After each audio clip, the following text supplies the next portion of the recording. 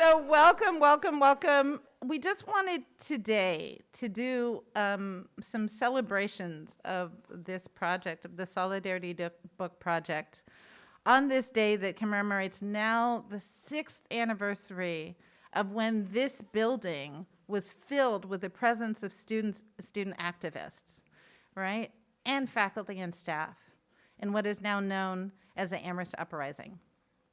So to just, to mark this moment, to let you know that this project, the Solidarity Book Project, was launched a year ago, and now here we are a year later. $100,000 that will be going to Black and Indigenous organizations.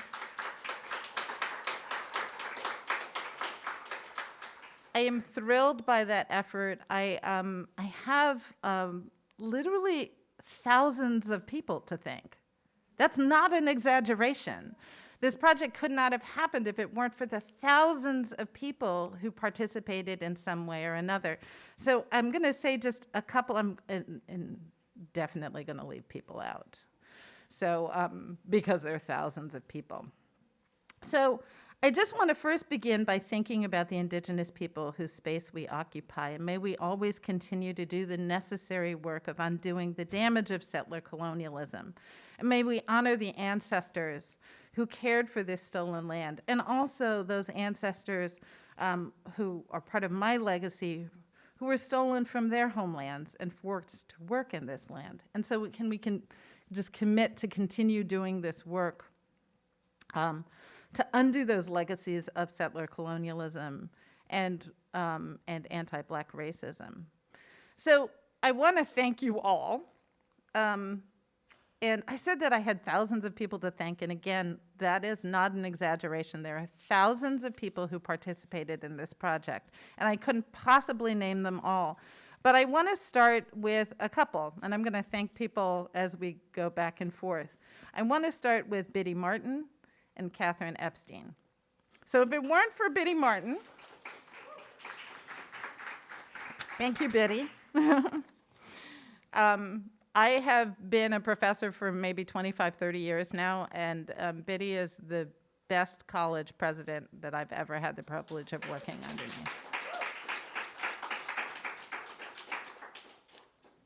And I've said this to you, Biddy, in a correspondence, but all those other college presidents that I worked for, none of them would have taken on this project. None of them in a bicentennial year would have said, oh yeah, let's give away some money, right? You know? But you understood the vision of this project, and for that I'm deeply, deeply grateful. And I really don't know where to start and stop with this. So I want to thank the entire Bicentennial committee, the entire comms team, especially, and now I'm just going to call out a couple of people, but especially Stephanie Ramirez, who, through the simple act of reposting one of our calls, helped us raise on Instagram, that yielded more than $60,000 of the matched funds from Amherst.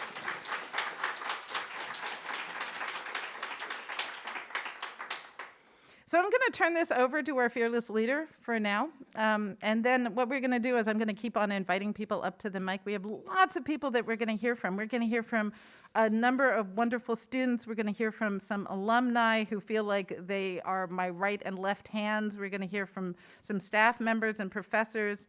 And all of them are just going to bring voices to this idea of solidarity. So I'm going to stop talking and invite Biddy on up here. So thank you, Biddy. Sonia, thank you so much. Surely you exaggerate, but I really appreciate it. I don't know, it's hard to talk with this kind of mask on, isn't it? But I'm going to do my best. If you can't hear me, just let me know. Well, the gratitude is owed to Sonia Clark. When we were thinking about bicentennial projects, it seemed really important to us that the arts be represented, the visual arts in particular. And then we realized we have an internationally acclaimed artist right here in our midst, who is not only a faculty member at Amherst, but an alum. And I don't know of another artist who could have done what she's done, and in the way she works. I must say that the combination of creativity and action, the combination of making and solidarity in her work is amazing. I'm just going to mention briefly the opportunity Sonia gave us to unravel the Confederate flag as one of her many extraordinary projects. And because of my own personal history, that was one of the most meaningful moments I've had at Amherst. That combination of doing, acting on something with another person like Sonia is a kind of art making and doing and acting that is unusual and brilliant, and that we all get to benefit from. Now, in this case, this Solidarity book project, we see it again. The invitation that Sonia issued to all of us, not only to think and remember, but also to do and create. And it's moving. Your design of the bookshelves, I mean, it's gorgeous. It's so Amherst to involve books. And so Sonia Clark to use books as an anchor to celebrate action and change. So I just congratulate you, Sonia, on this one small piece of the work you have done and continue to do in the world, and just tell you how moving you are and your work is, I think, to everybody here. That it's the 6th anniversary of the Uprising is amazing. I can't believe 6 years have passed. What I want to say is that your decision, Sonia, to honor the Uprising as part of a bicentennial event is also a kind of action. It's a writing into the history of Amherst the significance of the Amherst Uprising in 2015. It will always now, as it maybe would have been, but differently, be part of how we think about our 200 years and the next 100 or 200. So that's another thing that's been enacted by virtue of your work. Yesterday, somebody was asking me, it was, I think, a search consultant for the new president, to talk about crises at Amherst, including the Amherst Uprising. And I said, I don't think of it as a crisis, but as an education. And it was an education offered to us by our students. And it has made the college a much better place, with a lot of work still to be done. But that's the kind of learning that anybody with goodwill can do if we listen. Listening is, I think, the key often to developing solidarity with other people. Making the time, taking the time, having the openness to hear hard things, hard truths, and then to do something about it. So, Sonia, this is amazing. Thanks to you, thanks to everyone who is responsible for the work that was done in 2015. I know, for example, that Anika Henderson with her Bad Black Women class was a part of the inspiration for the gathering that day. Thank you, Anika. Those were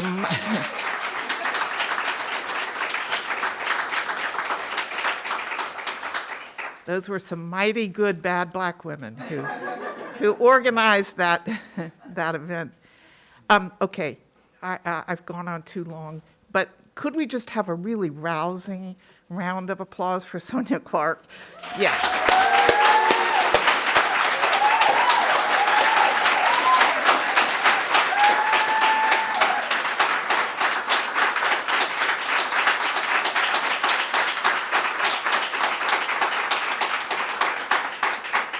So again, this project is not at all possible without thousands and thousands of people. I will take those applause. I feel them. That will, put in my back pocket to make the next big project. But I'm telling you, thousands and thousands of people. I want to next bring to the mic students from NISA. So can you all come forward?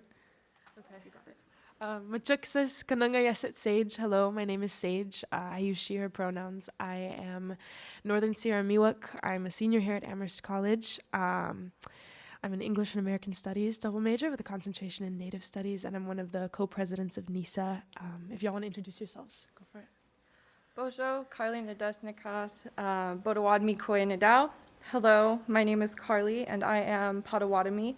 I'm also a senior at Amherst, majoring in American Studies and Geology with a concentration in Native Studies, and I am co-president with Sage of the Native and Indigenous Students Association. Makwam Inoaha Alexis Scalise. I'm Pueblo of Toy, also known as Pueblo Isleta. I have familial ancestry at Pueblo Laguna as well. I'm an American Studies major. I am a senior, and I'm very happy to be here. Thank you so much for inviting us. And I'm also the vice president of NISA. First and foremost, I just want to say thank you to Professor Clarke for including NISA in this project. It was really fulfilling for our students to be a part of this, and it's been really awesome to see just like the turnout and everyone's involvement and just the way that this project has blossomed over the past year especially. So I'm really grateful to you for inviting us to be here today and to speak.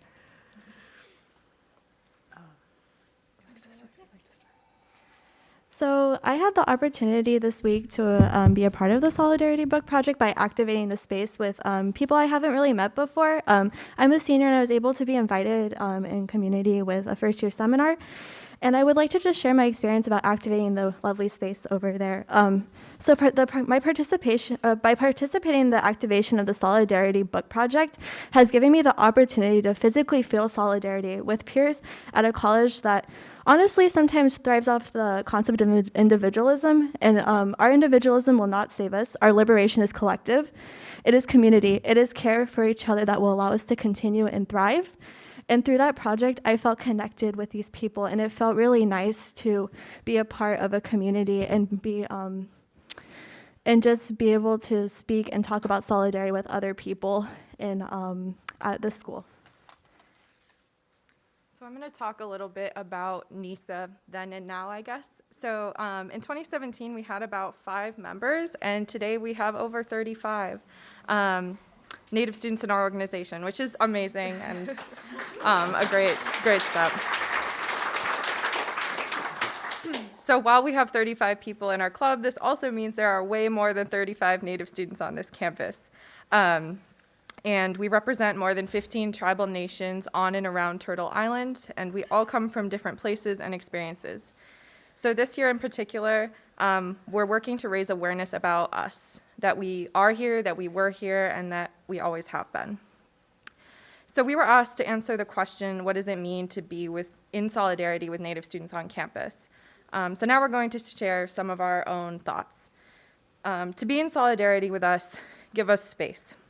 Give space to our voices in and outside of classrooms. This means both professors and students allowing us to incorporate our ways of thinking into spaces that may not see our knowledge systems as valid. It also includes intentional incorporation of Native voices in curriculum, a reworking that takes labor and time to be done right. To be in solidarity with us means acknowledging and understanding that there are Native students in your classrooms, in your spaces, in the dining hall, in your activities. We come from strong Indigenous nations, which have been here longer than the United States. We are your students, peers, friends, and community members. To be in solidarity with us means to be willing to do the work of unlearning and relearning the things that you have always assumed to be true about this country and about the Indigenous peoples here, even and especially when there's nobody there to hold you accountable but yourself. To be in solidarity with us, know that the U.S. is an institution that exists and has existed by oppressing people of color. Think critically about how Amherst and departments within Amherst got their money and what can be done to return it to communities directly impacted by this institution's success. So while we're here on Nonotuck land, this college has also taken from Native communities around the world. Being in solidarity with us means understanding that many of us have intersecting identities, and discussing one does not negate the other identities we hold. Members in our community are queer and or trans, first-gen, low-income, mixed race, Afro-Indigenous, or identify as women. We are not a monolith. We each have different opinions. Let us speak for ourselves. We can and do tell our own stories about our own experiences. We do not need others to speak for us. Standing in solidarity with us means understanding that our resistance efforts are multifaceted. And this means that our continued presence and survival in and of themselves are forms of resistance, survivance, and resilience. To be in solidarity with us, understand that the United States doesn't transcend time and space on this land. Native people were here before, we're here now, and we will continue to exist after. Solidarity means accepting the validity and the importance of Indigenous ways of knowing and actively working to understand and incorporate those ways of knowing into academic settings, which typically silence Indigenous voices. While there have been many improvements to the resources and support available to Black and Indigenous students of color on this campus, and while there are so many important conversations happening, some of which I've had the privilege of being a part of, we do have a lot of work left to do, and I think we can all agree on that. We think about the Amherst Uprising and the fact that there are still demands that haven't been met, and there are demands that haven't been met even in thinking about some of the things that have been brought up over the past few years during my time at Amherst College. And so I think that's also important to keep in mind when we're talking about all of the success and all of the movement we've made, is that there's so much more work to be done. And as I head out, I'm excited because I see so many, younger faces in the crowd and so many people who are really ready and willing to do this work. By supporting projects like the Solidarity Book Project, by showing up and really applying the knowledges that are shared at these events and listening to the voices of your peers and of the folks around you. We as students, faculty, and staff can begin doing our part to cultivate solidarity, belonging, and hopefully long-lasting change at this institution. Thank you so much.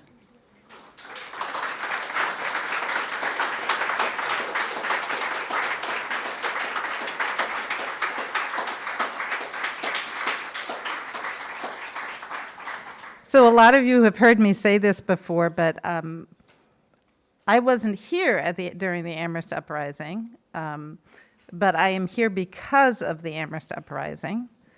And the reason that I say that is that one of the demands that came out of the Amherst Uprising was to hire more senior Black faculty. And so physically, when I am here in this space, I think I'm here because of 3 students who were in Professor Anika Henderson's class, who took the courage to come into this space and start a sit-in, at the time called the Solidarity Sit-in, and now we know it as the Amherst Uprising. But I'm here full of the responsibility that those students brought forth from their teacher. So Anika is going to be next in line to address us. My friend Anika Henderson, who has written a brilliant book that I made sure was part of the project. So come on up, Anika.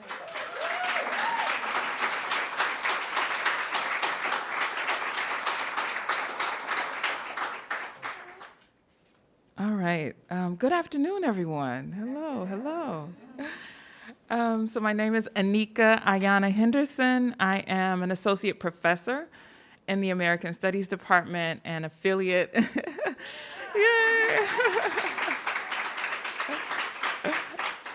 Affiliate in the Black Studies and English departments.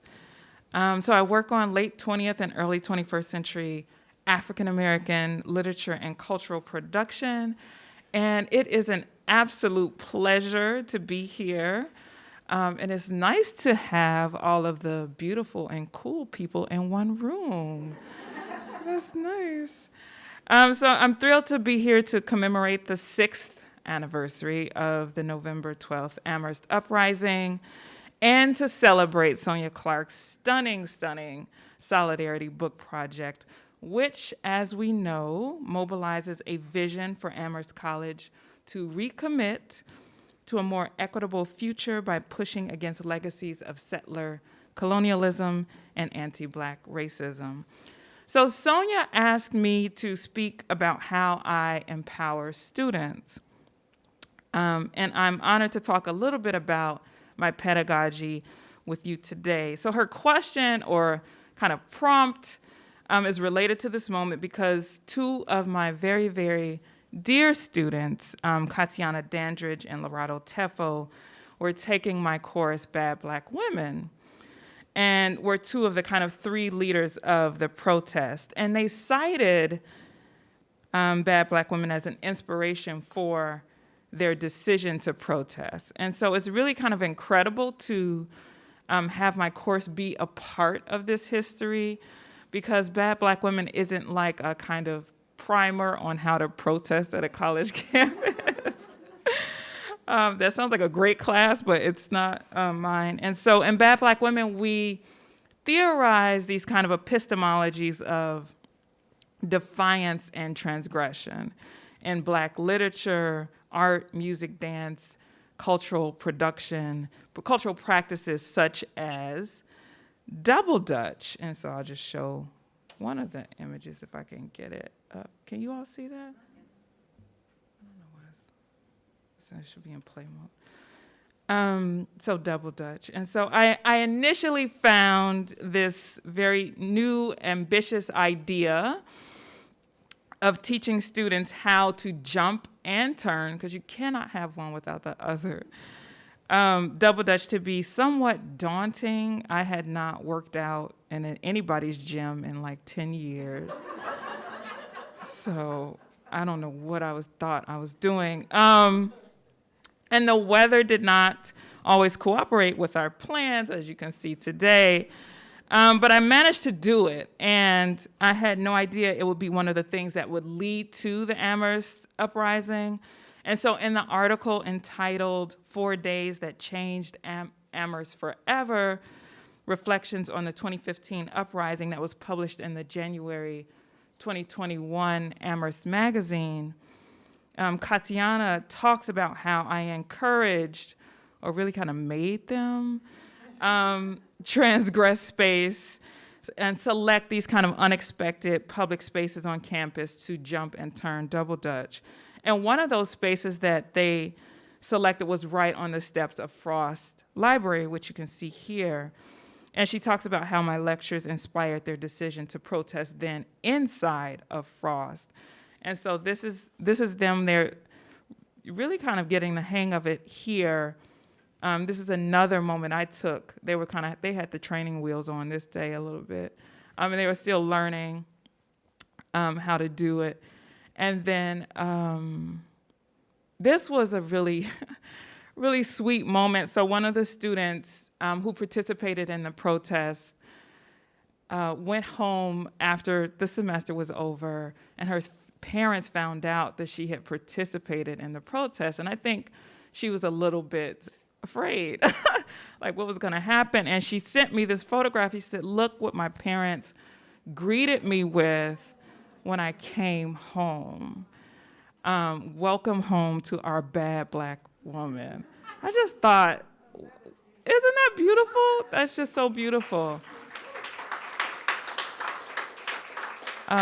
Because she's just an amazing student, and you could just tell she always like kind of followed the rules, and so to have that was great. And she's in graduate school now, so that is also awesome. And then we had T-shirts. So one student is wearing one of the T-shirts, and then the image is on the other side. But the quote is a Toni Morrison quote. And like any artist with no art form, she became dangerous. And the 329 is just a reference to the course number. So we had T-shirts, and it was great. And this was them in class one day. And it was like, this was great to see because I was exhausted. Like, so the physical act of teaching takes a lot out of you. And then jumping double Dutch, I had to actually jump to show them how to do it. That took a lot out of me as well. But to come in and see how happy they were and how much they wanted it. You know, even the days I said, I don't think we're gonna jump today. Oh, please, please, please. And, you know, they're just so happy. So we did it. But just a wonderful, wonderful group of students who, you know, participated in different ways. So this is a photograph of them. And so just to tell you a little bit about the course, so in the class lectures, I guided them through these conversations about how spaces such as the museum or the library can discipline us in explicit or implicit ways to be quiet, to whisper, be small, or even invisible, right? We're not even really supposed to be talking in the library right now.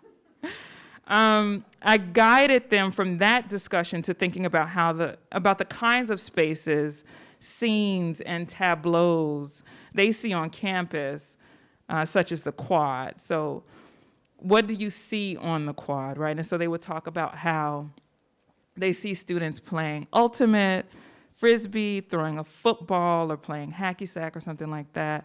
And I helped them kind of critically analyze how those scenes are connected to gender, race, and class. And also, a really important question was, where do you see yourself in these scenes? Where are you in this archive? All right? And so we talk about how people of color and Black women are erased from archives as well. And I grounded kind of my lectures in the creative practice of jumping double Dutch in scholarly research. There's not a ton out there on it, but there are a few important sources, and so I used Kyra Gaunt's book, The Games Black Girls Play, Learning the Ropes from Double Dutch to Hip Hop. So we were constantly connecting theory and practice or praxis, right? And I also pushed them to imagine the metaphorical possibilities that the game or the sport of double Dutch offers us. And no offense to anybody who plays golf, but if golf could be a sport, double Dutch could be a sport. And so it helped us think about new ways to imagine the world, our world, right? So the English language abounds with sports metaphors.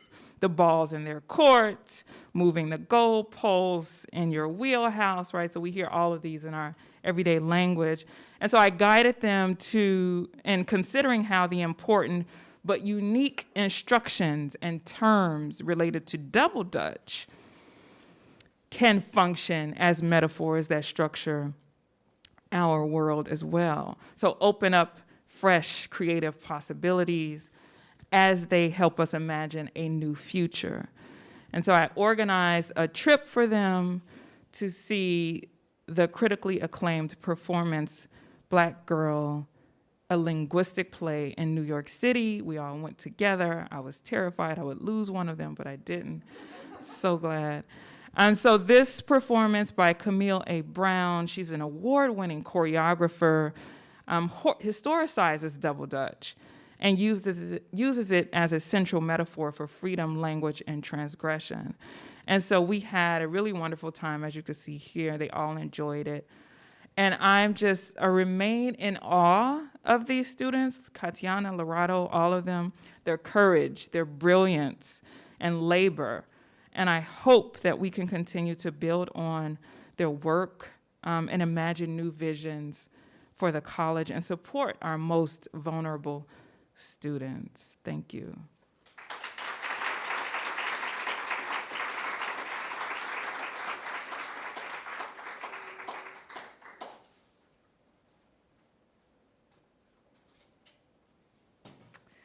So next to the podium, thank you so much for that, Anika. I feel like I missed out on my double Dutch everything, so I have to, wrap my mind around that a little bit. I would like to bring to the podium Amir Hall.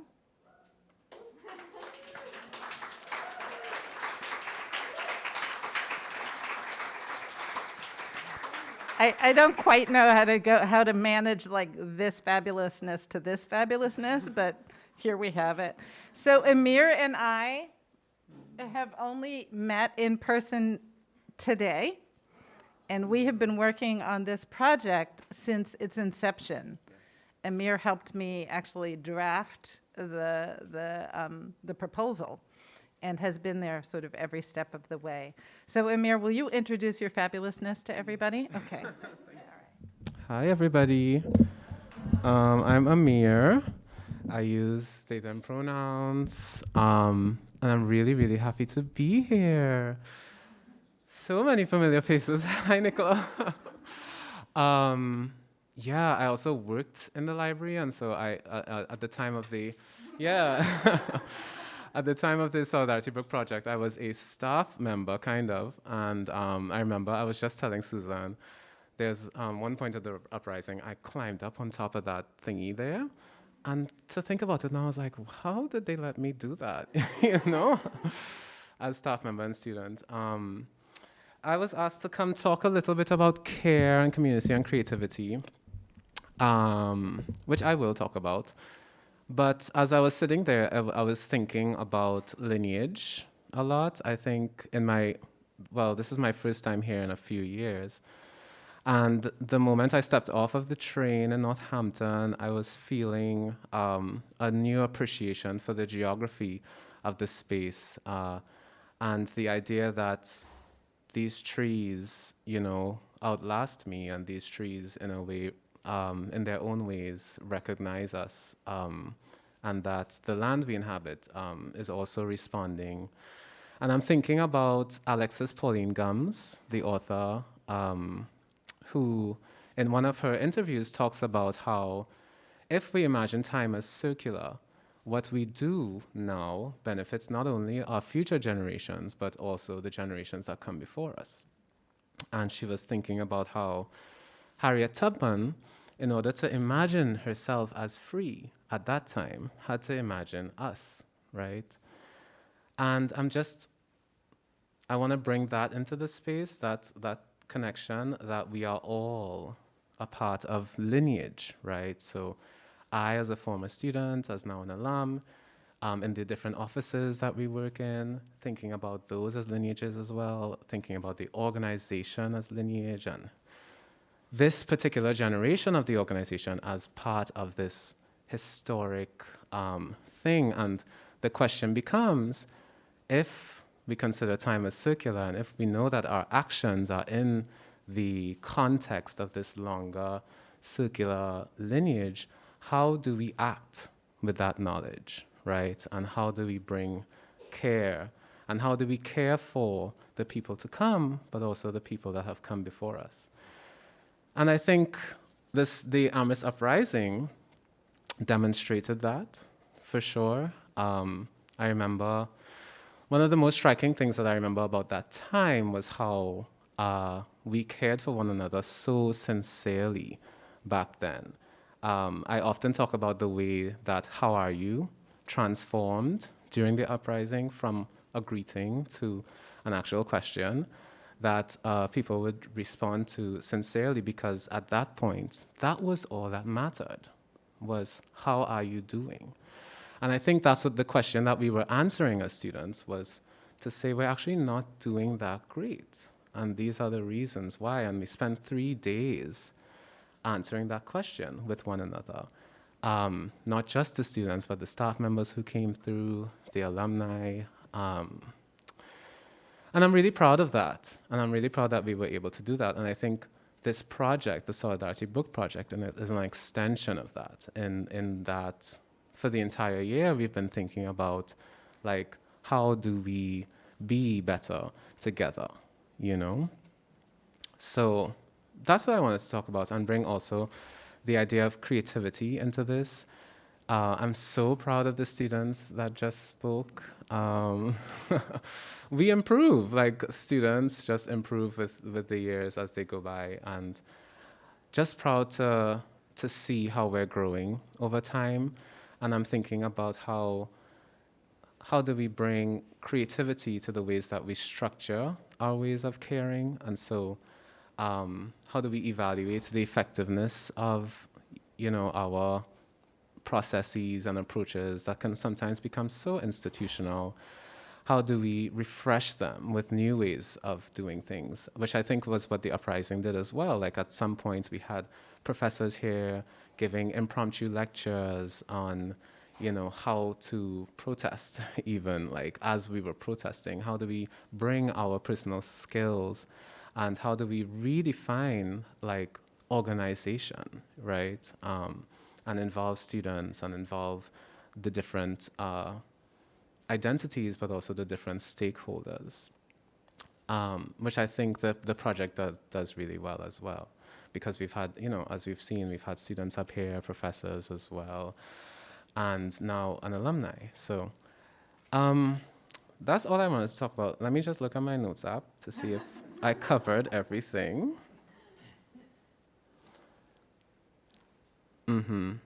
Yeah, I did cover everything. So anyway, it's nice to see you all. Lots of hugs and love and all the good things. Thank you so much, Sonia, for inviting me to this project. Thank you, Biddy, for making the connection, because Biddy was the person that introduced me to Sonia. We thank, of course, the many people that came before us, the protesters that came before us, the student organizers that came before us, the members of the organization who've worked to make all of us possible. I'll leave you with one anecdote, actually. There's an alumni that I became friends with, and he's much older than I am, and I forget the year he graduated in, but he's much older. And he visited me in Trinidad. He was the first person from Amherst to meet my mom. And he's been very integral and intentional about his work with the institution as an alumni to make diversity possible here over the past few decades.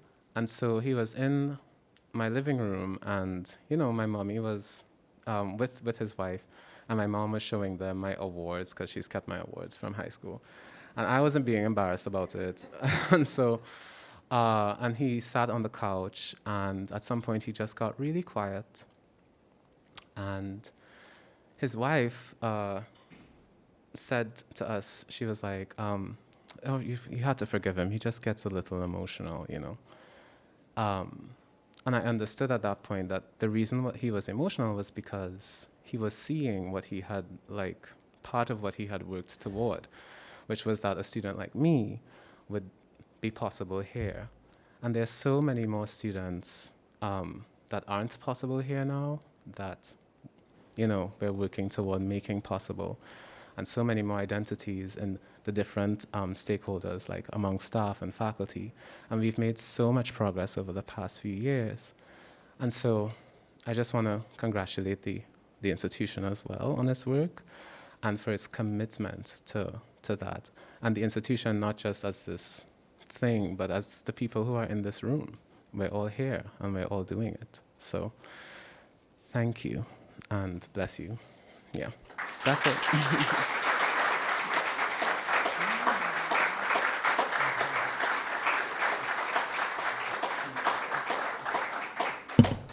It's really funny to meet someone who has felt like family for so long.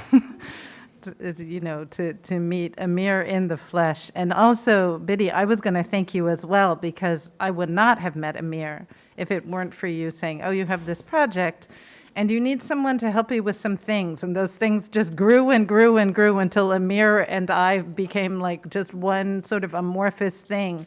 And more people got drawn into that as well, one of whom I will introduce in just a moment. But I'm wondering, is Lisa Brooks still here?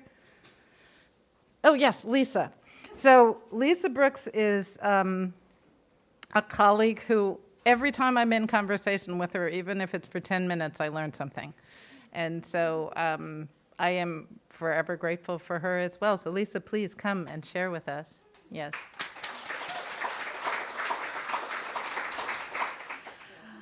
Uli Pasquat, Mziwi Awani, and Louise, Lisa Brooks, Nwigia, Ubanaki, Mazipskoik, Nigo Wes, Uigia, Kosharava, Ndai Naunatok Tahakwana Takwa. So I have a poem I want to share today, and it's called Solidarity. Before I share it, I just want to say I'm really inspired by Amir, what you just said, and by our first speakers here today. And I just want to say, Amir, Carly, Alexis, Sage, you are the ones your ancestors have been waiting for. And I mean that deeply.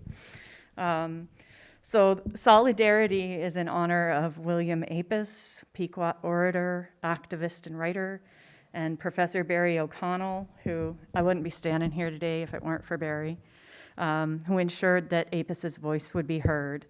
And I also want to give thanks to language teachers Cecile Wanalette and Jessie Bruchac for teaching all of us.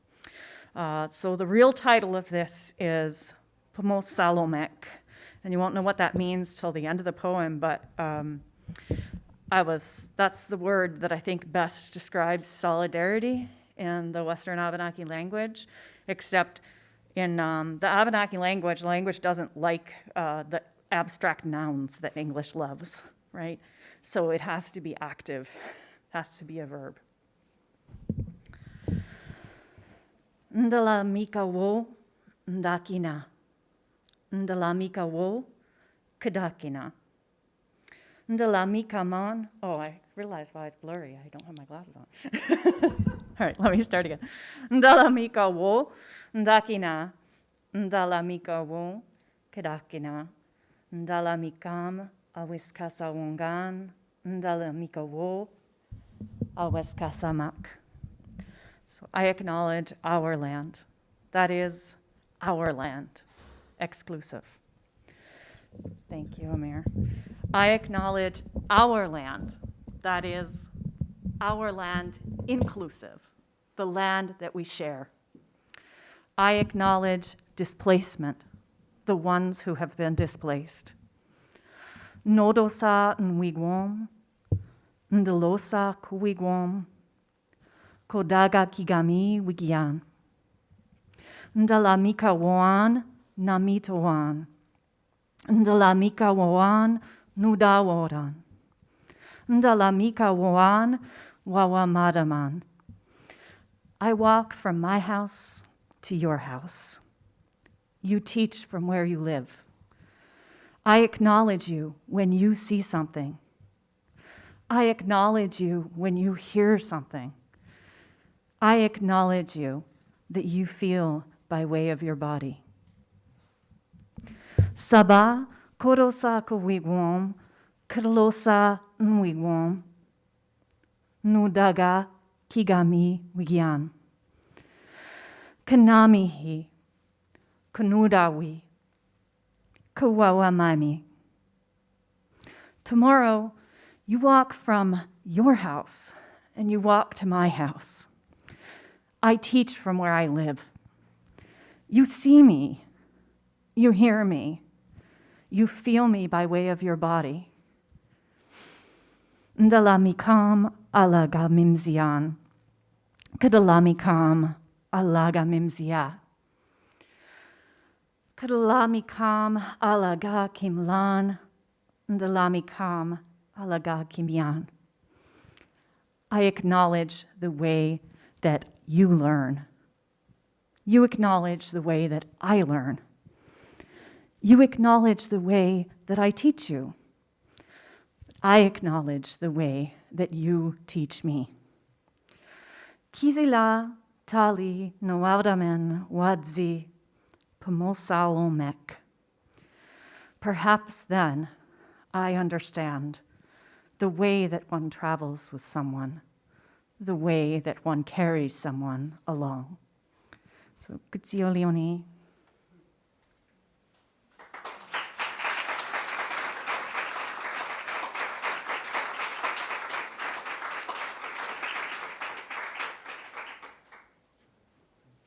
So you see, every single time I learned something from Lisa, every single time. So I'd like to invite my friend Sarah Smith to come. I will say this about Sarah, really really, really early in the project when I had been given a gift of an Italian translation of the autobiography of Malcolm X, which is a book that I said, I'm never going to read these particular words of this book, but it might turn into an art object. So very early on, do you remember this, Sarah? I started talking to you about, like, is this possible, what I'm even thinking about? She was one of the many early players in my thinking here. So I'm very happy to bring my colleague, Sarah Smith, my friend and colleague, Sarah Smith. Thank you, Sonia. And thank you for the project. And also, I'm just so grateful that you're here and all the things that you've brought. And I want to say that also in a different way from you, from Sonia, I'm here because of the Uprising. I didn't come because of the Uprising, but I stayed because of the Uprising. As a queer person, as an artist, particularly as a choreographer who deals with bodies and for whom my bodily experience and other people's bodily experiences is the primary way in which I understand the world. As an activist, Amherst, when I came, did not feel like a place where I belonged. And the Uprising was one of the first moments where there was a sign that it could become something else, that students had also been feeling this, which I think that I didn't always see. With some, clearly, right? With the bodily connection, you could feel that. But not with all, and many I saw them struggling to fit as I was struggling to fit. So the Uprising changed my life here, as it changed the lives of everyone in the library. It happened here. Also, I want to assure you the library is a place where you can talk. This library is one. But we were here for the 4 days, and many of us were here till 11 o'clock, midnight. Some of us volunteered to stay overnight every night. And after the Uprising, the library has never been the same. And also, again, I would say that the walls of the library continue to contain the echoes of the stories that were told. You asked me if I would talk a little bit about art and activism. And I think, and I think this after listening to Lisa, I think often, and with the Solidarity Book Project in particular, I think about Audre Lorde, who taught me that poetry is not a luxury. And particularly for some of us, it really is not. And the way that a poetic sentiment, an artistic sentiment, can lead to real action. And that's because of the way that it is open, that it creates open structures. And you asked if I might talk a little bit about art and activism, and I realize I have many more questions than I have answers about that, and that's the value of art. That's the value of poetry, that it doesn't lock down. It asks us to ask questions. It creates opportunities for reflection containing and beyond language, containing and beyond multiple languages, containing felt feelings, embodied sensations. I first thought about the wanting to fold Sister Outsider, Audre Lorde's book, and it was like much too slim. You can't get the little fist in there someday. But I love looking in there and seeing the number of art books that are in there among the books of academic, among the words of activists, that all of those things together are part of the swirl that creative work allows us to consider, that we can work across disciplines, that we can work across sensations and perceptions, across feeling states, and also that the arts allow us to dwell in the realm of possibility and of sensation. And that those connections are what allow us to imagine a future and a past. Thank you, Amir, for bringing in Alexis Pauline Gumbs and other people, right? These are cyclical. The books in the monument are cyclical. The books in the monument, the transformation of words into fists, each individual fist joining with the other fists to create a community, and those fists recalling the bodies of the people who sculpted the fists, the bodies of the authors who wrote the words, right? These are the things that connect us. And I think about scale relative to art and activism. And the question of, at what scale is activism activism? Is it activism for an artwork to affect a single viewer, a single reader, for them to be rethinking how they're living, for them to have different kinds of conversations? Is it activism for an artwork to become iconic, to become a symbol, to be hoisted above our heads in a protest march? Is it activism to ask people to use their bodies to make a new thing, to raise funds that go directly to fund organizations that make a difference to the material circumstances and lived lives of real people? I feel like the answer to all of these things is yes. And I think it's important and appropriate in an institution of learning to acknowledge that knowledge lives inside of all of these spaces.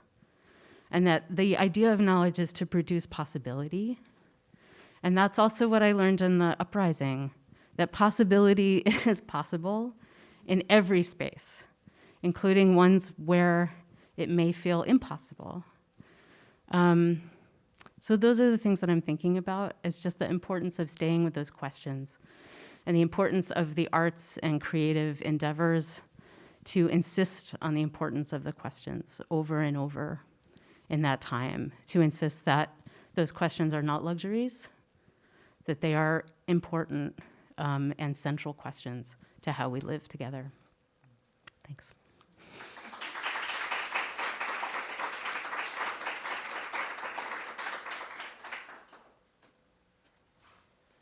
True confession, I've invited all of you here so I can get hugs from my friends and have you exposed to their brilliance. I am going to invite up Professor Cobham Sander, who now I get to call Rhonda, but in our past, she was Professor Cobham Sander to me. And speaking of, Andrew, should we pull down this image? I'm realizing this image is living here. I learned so much from Professor Cobham Sander, and I still am. And in fact, one of the three things that this project celebrates is, of course, the 50th anniversary of the formation of Black Studies in this school. And that came up just when we were having a conversation. And I thought, oh, we've got to acknowledge this as with equal import to the other acknowledgments and anniversaries that we're celebrating. Thanks, Andrew. Hi, everybody, and congratulations on having pulled this off, Sonia. It sounded like an impossible project when I first heard about it, and I can't believe you've actually done it. I thought about just, coming up here and saying, like, tossing off a few words as one often does in these things, and then I got up this one, I couldn't sleep, and I was thinking, and I had this line running through my head that I thought was, if you don't know your history, then you don't know where you're coming from. And I said, whose line is that? I know it comes from a Bob Marley song, but I don't know which song it is. So I went online and discovered that that's not what it said. It said, if you know your history, then you would know where you were coming from. And then you wouldn't have to ask me, who the heck do you think I am? And it's in a song called Buffalo Soldier, which, in one of these weird sort of ways that the things come together, is a song all about the soldiers, the black regiments that were called the Buffalo Soldiers, who fought alongside Native Americans against other Native Americans in what have often been called the Indian Wars, and yet have become a symbol in some ways of a certain kind of resistance. The line in the Bob Marley song is about fighting for survival, fighting on arrival, fighting for America to win a place in America. And having read my colleague Curry Polk's book about Black, called Contagious Empires of Contagion, I'm going to forget. I know that that's a very complicated history of different groups having to work with and often against each other to make a space for themselves in a community that they want to belong in. And so I spent a lot of time this morning, listening to that song and thinking about that, and thinking about what all this has to do with the 50th anniversary of Black Studies, and the 200th anniversary of Amherst College, and the 6th anniversary of the Uprising, and what can history, art, and literature teach us about the solidarity this sculpture embodies as we approach these, so we make our way through these anniversaries. So I'm going to go like the world's fastest, quickest potted history of Black Studies, because I think that was the question I was asked to respond to. So most of you know that the department was established in the 1970s, at a time when historically white institutions began to respond to the pressure newly admitted black students exerted on them to see black culture and history represented in the curriculum. And if you want to find out more about this is a real plug for my colleagues. You need to read Professor Stephen Bradley, our new colleague's book on upending the ivory tower. And if you want to learn even more, you can go to the archives and look at the records of the moratoria and sit-ins that students held in the 1960s and early 70s to do that. And you'll see how important solidarity was as an aspect of that moment. It brought black students from across New England to organize and lead teach-ins and sit-ins. It also brought out students of all races and ethnicities who demonstrated by their presence that learning about race and teaching about racism was critical to the education of all Amherst College students. And in the wake of all of this, white allies on the faculty, which at the time was exclusively white and male, began to modify the content of their courses to include work by African-American authors about black history and culture. And I don't think it's an accident that one of the people that I included in that list of people who I remember when I first came here was Barry O'Connell, who started teaching at that time about some of these things. The administration also stepped up to the plate. Here we go again with the metaphors, the sports metaphors. I know nothing about baseball.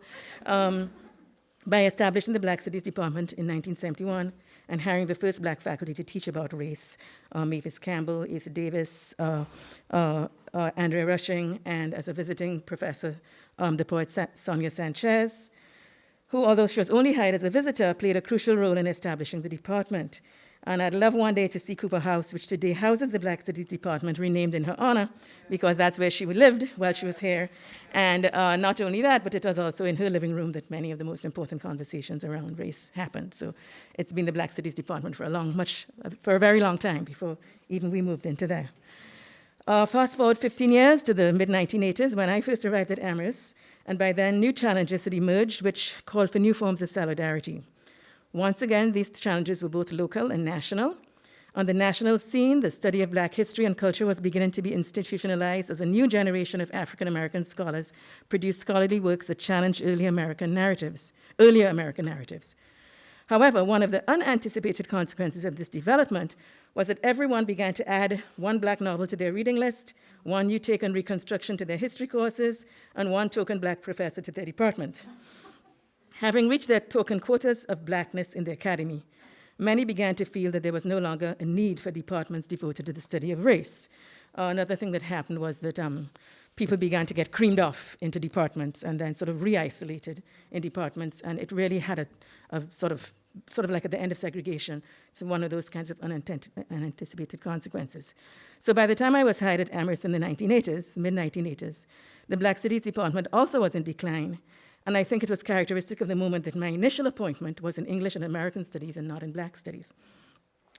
That changed in 1988 when the administration, in the wake of black student protests around the divestment in South Africa, commissioned an external departmental review chaired by Henry Louis Gates. And rather than allowing the department to wither on the vine as other colleges had done, they chose to reinvigorate it by aggressive hiring and funding. To staff up the department quickly, the college resorted to what at the time would have been considered unconventional hiring strategies, like attempting to recruit scholars in cluster hires, appointing faculty with tenure, reallocating existing faculty from other departments to Black Studies, making partner accommodation hires to help retain existing faculty, and making funding available to turn visiting positions into tenure-track positions. They also did not interfere when the department hired white faculty who were leaders in the field and who, in other situations at other colleges, were not being hired because people wanted to use their one diversity place to satisfy both diversity and, in the curriculum and in the staff. And then when they couldn't find a scholar, they said, oops, we can't find anybody, and then nothing was taught at all. So Amherst avoided many of those pitfalls in that moment. I was asked to switch from American Studies to Black Studies as a junior professor, having come to the department just 2 years ago before that. And my favorite story about that moment is that I was so inexperienced that the dean of the college, Dick Fink, had to sit down and teach me how to read a line item budget and how to hire a secretary. And I guess I have him to thank for my long history at Amherst of taking on impossible administrative tasks. So with a full complement on board by 1990 and a renewed interest among students of all races in delving into the study of race, the department was now well positioned to craft a curriculum that could build on the legacy of the first generation of students and faculty who had fought for its existence. Over the next 15 years, we developed the department's signature core curriculum, increased the number of majors from 2 at the low point in the 1980s to 40 at the high point in the early 2000s, and another 40 or 50 students regularly take up to 4 courses in the department, even though they don't major. We've had our ups and downs, and some of them involve us being too good for what we do and having our faculty rated by other institutions, but that's as it should be. I don't see why you should have to stay in an institution if it's not working for you, for positive or negative reasons, just because you happen to be their sort of diversity quotient. So this is one of the reasons why in keeping departments like Black Studies alive and in maintaining the level of faculty of color in an institution, you've got to have these, sort of constant, it's a constant process. You need to be renewing people. And it's why some of these early strategies that we use in the department for hiring are so important. So let's get back to close off to the Buffalo Soldiers. One of the ways that the colleges and universities often sabotage their efforts to increase the diversity of their faculty and curriculum is by treating Black faculty recruitment and curricular initiatives as something separate from other forms of diversity. This approach sends a message that everything is okay in the academy, apart from the demands of a small subset of Black students that the college is forced to address because the optics of not addressing them are too costly. But as Molly reminds us, the descendants of enslaved Africans have literally been fighting for inclusion in America for centuries in order to survive. That fight has sometimes pitted their interests against those of other oppressed groups, as was the case when Buffalo Soldiers fought against Native Americans. But it has also made us aware of how much our survival hinges on the survival of those groups, as the politicization of those Buffalo Soldiers also demonstrates. History shows us that the causes for which African Americans have fought often have been advanced most effectively in solidarity with the causes of other oppressed groups. So I'm ashamed to say that it was only after I became the Special Assistant to the President for Diversity in the early 2000s that I learned more about the struggles for Latino and Asian American representation on the curriculum and the faculty, and that these had been going on for years, almost as long as the struggle for Black representation. Over the years, many students from these groups had rallied in support, in solidarity with the calls for diversity spearheaded by members of the Black student community. And when their calls for representation went unheeded, some turned to the Black Studies Department to find courses and to cobble together interdisciplinary majors that addressed their desire to learn about their histories and cultures. But those personal initiatives, while benefiting individual students, did not provide the full range of students at Amherst with clearly marked pathways to expand their understandings of the many narratives that have shaped the place each of us occupies in the world. Since the Amherst Uprising, which was led by Black students but supported in solidarity by students of all races and backgrounds, the college has begun to respond more directly to these broader demands, and the consequences of this hard-won struggle have begun to materialize. As you know, we have a Latin American and Latino studies program. We've made some progress with the demands of the Asian American students and faculty, which have worked for years in ways that most of us didn't know. I didn't certainly know when I took up those things. So I want to close with 2 quick examples of how these things work. The first is from American Studies, which over the last 10 years has transformed itself from a department that when it was established taught almost exclusively about white New England culture to a department that now takes an inclusive approach to American history and culture and that complements the mission of Black Studies rather than competing with it. So it's possible for the department to have somebody in it, like Nico, who teaches what she teaches, and nobody says, yes, but there's Professor Carmen Sandow in Black Studies who teaches Caribbean literature. Don't they do the same thing? No. So we now have joint appointments between Black Studies and American Studies. And it also means that our students work without even knowing it sometimes in complementing each other. So the most recent example of this is a thesis project being undertaken by an American Studies major on the legacy of Israel Trask. Trask was a charter member of the group that founded Amherst College, and his family owned plantations in Mississippi, the money from which contributed to the founding of our college. This is a legacy with which the college must come to terms, and this research, alongside the research of the college archivist, Michael Kelly, and some of the descendants of the people enslaved by Trask are providing us now with a thorough and more thorough understanding of Trask's legacy. And the Black Studies Department is committed to working with all these constituencies to repair the harm Trask and his family perpetrated against African Americans, even as they contributed to the educational successes of institutions like Amherst.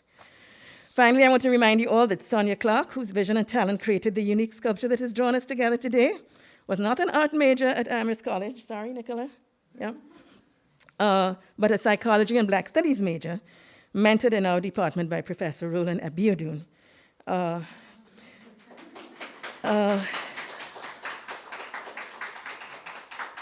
That she can contribute to our community today as a member of the Fine Arts Department is a fitting example of how solidarity can benefit everyone at an institution like ours. And I can go on and on about the students who have passed through the department as majors and fellow travelers, all the wonderful things they've gone on to do, and how they continue to exhibit those things in their lives. Whenever I get really down about starting over from scratch with a new batch of students who know nothing about their history, who know nothing about their culture, who know nothing about Black solidarity or solidarity across groups, sometimes I just sort of go Google my former students and look up their LinkedIn accounts and lurk on their Facebook pages and see what they're doing. And it's amazing how often I see references to the work they did in the department as inspiration for the work they're doing since then. So it keeps me going, and it brings us back to Bob Marley. If you know your history, then you would know where you're coming from, and you would not have to question your right to be here, your capacity to make change, or the exciting possibilities unleashed when we act in solidarity with each other. Thank you. Come for your hug. Sorry, that was so long. So I would encourage those of you who would like to get some food, you're welcome to do that. This is what I was saying, the trouble of podiums and microphones is that it makes everything a little bit more formal than we had intended. Is Jacinta here? And is Taylor here? Is Taylor here? No, okay, Jacinta. How is your voice? Okay, so Jacinta Smith is a student that I met when I was doing a LEAP program, specifically around the Solidarity Book Project. And we just connected almost immediately, and she made the mistake of saying, let me know if there's anything I can help you do with a project. And now she's part of our beloved team. So Jacinta Smith. So I wrote a short poem that I titled The Solidarity Alphabet.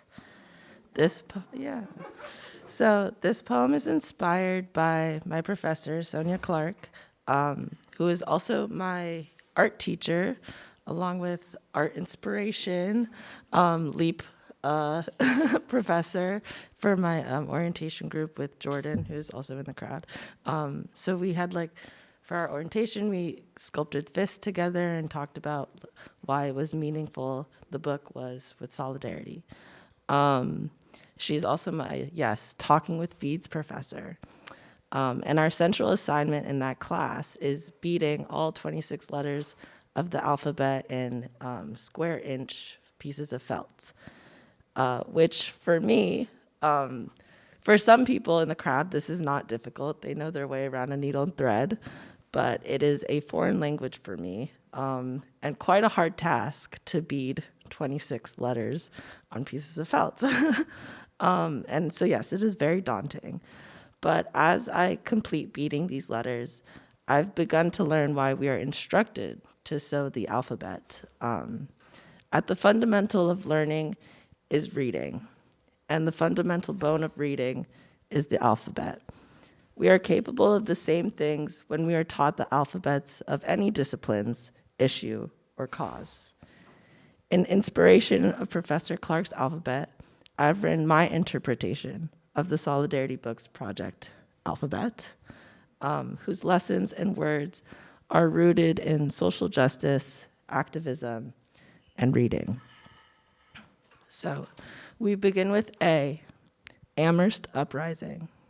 B, brought to this college by 3B, brave women of color who wanted to belong.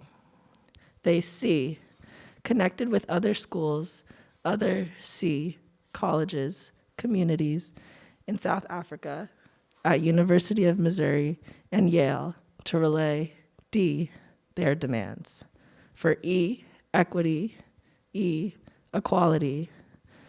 They empowered the students of this school because of their bravery, and this empowerment did not leave with them. It is sacred and now written into the pages of the history of this very library. We are now here together in F, Frost Library, G, gathered, H, here, because of them. I am here relaying this poem to honor them and all who join the cause for solidarity. We keep their books here. To L, look at their gifts and build unity with them. Visually, we see their hands, their fists in this M, monument. N, nobody could have anticipated how O, overtly P, powerful of an impact this solidarity project could have made. It has impacted my life, P, personally, and will impact many more, Q, quite generously. Through books, literacy, philanthropy, this project has taught me this, RSTU. Remember, solidarity tethers us together. It has taught me to value what art can do, what we can do as a community when brought together for a common cause. The Solidarity Book Project has taught me that although it is coming to an end, like XYZ, it ends full circle in solidarity. Thank you.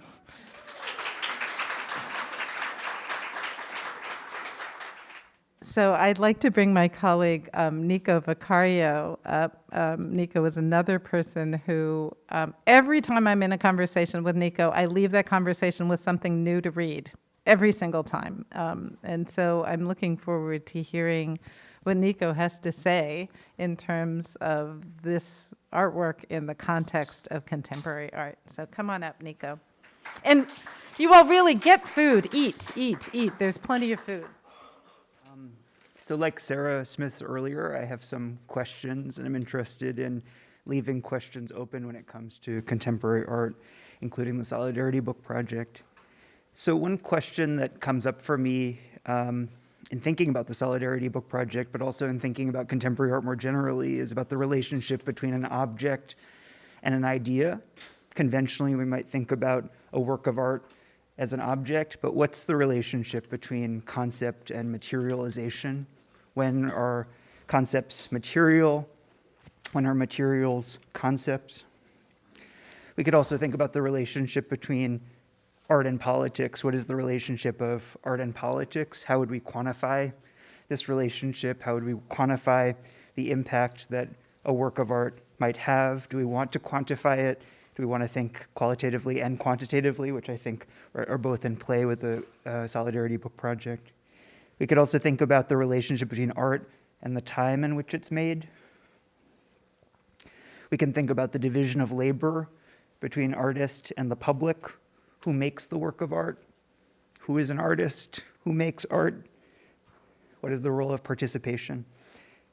We could also ask about the relationship between art and institutions. We could think about museums as institutions in which art is often cited. We can also think about Amherst College as an institution. We can also think about institutional racism. We can think about racism as an institution and the way in which art and artists might engage with these institutions productively and for change. We can also ask, to what degree does art limit itself, kind of stay in a particular lane, or to what degree do artists think beyond those categories? I think that that is very much the case in Sonia Clark's practice with this project and more generally. And then I guess the last question, which connects a little bit back to the first about the relationship between an object and idea, is where is art? Where is art located? So does it exist in a stable, inert object, right? Or is it in circulation between objects and people? Is it in the bodies of the public who encounter the work of art, who help make the work of art, who are part of the work of art, particularly if we think about the brain as body? So those are some of the questions that Sonia's work brings up for me that I find particularly helpful to stick with before answering them too quickly. Yeah, thanks.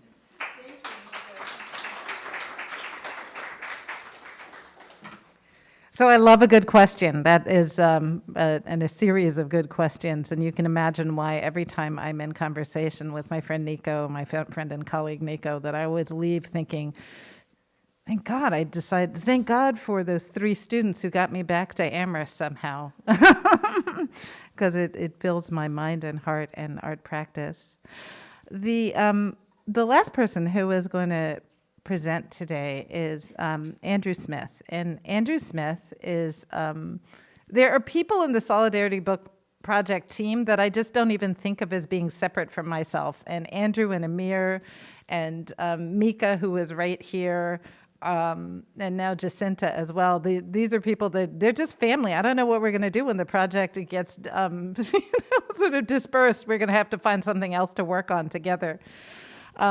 But Nico, one of the things that you were mentioning is like how, one of the questions was like, does art need to live in a physical space? And the work that Andrew has been doing from almost day one is to do a digital archive.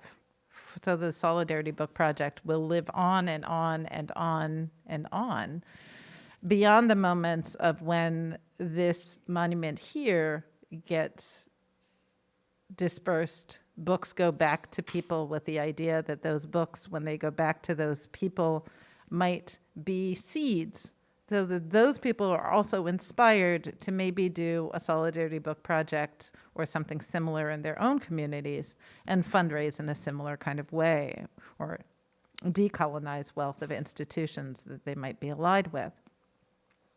So Andrew, will you come and share at least a little bit of the tip of the iceberg of the hard work that you've done on behalf of this project? I also want to tell you that really the Caribbean is in the house. When I came to, so Andrew is part Jamaican, right? So, and we just met today as well in person. It seems crazy, right, that I'm meeting Andrew and Amir for the first time. So I got my Trini fam there. My father was Trinidadian. Got my Jamaican fam here, and you know, you all are all family too. But really nice to meet my family in person. So. Hello, my name is Andrew Smith. I graduated in the class of 2018. Had the wonderful opportunity to work with Sonia, Amir, Mika, and Jacinta over the last year on this project. And I'm really full with a lot of the ideas that were shared here today. I'm thinking about Professor Nika Henderson's talking about presence in the archive, and Amir's talk about lineage, and so many of us who have spoken about history and how we connect with ancestry. And that really has guided me. When I was speaking with Sonia earlier this week, we were speaking about passing the torch and what it means to pass the torch of activism, of artwork between communities, between generations. And that has really been what's driven me as I've been working on this archive that I want to share today. I've been thinking about how the work of the Solidarity Book Project, among many things, is a wonderful collection of knowledge. And the reflections that have been shared, the readings and the books that people have said, you know, taught them about solidarity, the material work of art, is something that should be passed down. And even though we'll be dispersing the monument, we needed to think about ways to make sure that knowledge, how it was collected, was still available to future generations. And so I just want to walk through some of this is a bit of a preview, I think, of the archive that will be fully coming out. Let's see if we can. Here we have so many beautiful reflections that we received from quite literally thousands of people across the world, some of them who you may recognize. And we found really wonderful ways to kind of, as I was designing this site, you know, I was thinking about how do we share the reflections in ways that capture the spirit and the space of the project. So much of the project, either the virtual space of, you know, Instagram and social media, and the physical space of the monument, is really how you immerse yourself in it. And so we're really thinking about how do we recreate that? Here we have a virtual book of all of the readings that we received, as well as our virtual bookshelves of all the books that were read from. We have such a wonderful list here.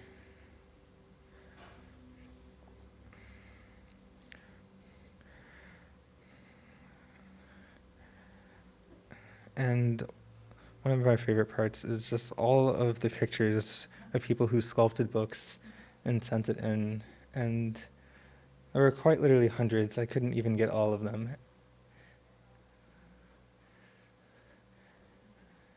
And here what I think of how we, archive not just, the text or the actual work, but also archive the sense of community that was built around the project, and how we communicate that going forward, and how we create spaces like what I hope this final site will be, that people can come to this and continue to learn about the project and continue the work of it going forward.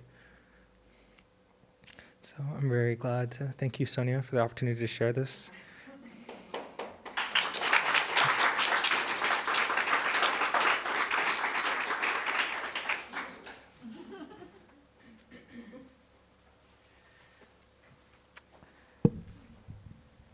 So, first of all, thanks to all of you who hung out for an hour and some, and those of you who came and went. We appreciate your presence. This project, to me, has taught me so much. I now think I know how to do a collaborative project in the middle of a pandemic. I did not know that before. I would do some things differently. I would definitely have the same team of people. I cannot even tell you. I've actually been, it's hard for me to speak about the team without getting a little, well, you can hear it, getting a little choked up. These are people who have brought their ingenuity, their creativity, their innovative selves.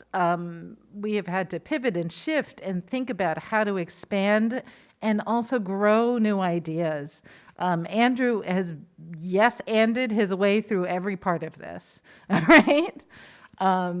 Amir has brought just that generosity of spirit and kindness and warmth. Mika, who never wants to be up at this podium, so I acknowledge that, is the person who has been getting so many things done. They have brought a little seed that got planted into full fruition, and we're just hoping that it continues to be generative. I'm so grateful that my colleagues Amrita Basu and Rhonda Copham-Sander said to me, maybe we can do something with the first-year students in this project, because more than half, I would say about 300 students, have been through the space and activated the space in some way or another.